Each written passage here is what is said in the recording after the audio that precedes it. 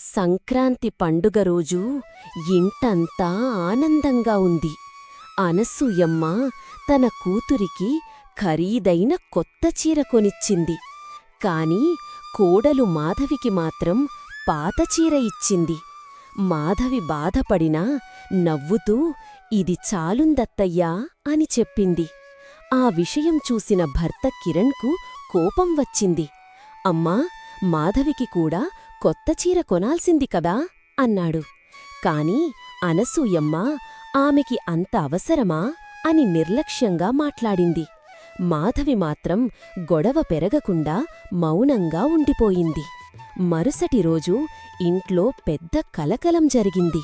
అనసూయమ్మ తన బంగారు గొలుసు కనిపించడం లేదని అరవడం ప్రారంభించింది. ఇంట్లో కొత్తగా వచ్చినది ఒక్క కోడలే అని మాధవిపైనే అనుమానం పెట్టింది. ఆ మాటలు విని మాధవి కన్నీళ్లు పెట్టుకుంది. ఇంట్లో వాళ్లందరూ కూడా ఆమెనే అనుమానంగా చూడటం మొదలుపెట్టారు. అదే సమయంలో అకస్మాత్తుగా బంగారం షాప్ యజమాని ఇంటికి వచ్చాడు. అమ్మా, నిన్న మీరు ఇచ్చిన గొలుసు మరమ్మత్తయ్యింది అని చెప్పాడు. అది విన్న వెంటనే అందరూ షాకయ్యారు. అనసూయమ్మకు నిజం గుర్తొచ్చింది. గొలుసు తానే షాప్కు ఇచ్చి మరిచిపోయింది. తన తప్పు తెలిసిన అనసూయమ్మ సిగ్గుతో మాధవి దగ్గరకు వెళ్ళి నిన్ను తప్పుగా అర్థం చేసుకున్నా అని ఏడ్చింది. మాధవి మాత్రం అత్తయ్యా, మీరు నన్ను నమ్మితే చాలు అని చెప్పింది.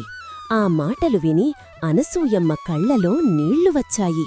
అదే రోజు ఆమె మాధవికి కొత్త చీర కొనిచ్చి అందరి ముందు తన చేతులతో కప్పింది. తరువాత ప్రేమగా ఈ ఇంటి నిజమైన బంగారం నా కోడలే అని చెప్పింది.